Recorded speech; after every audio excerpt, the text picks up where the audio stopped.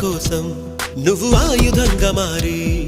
కొండలే ఢీ కొట్టరా అది ఎంత కష్టమైనా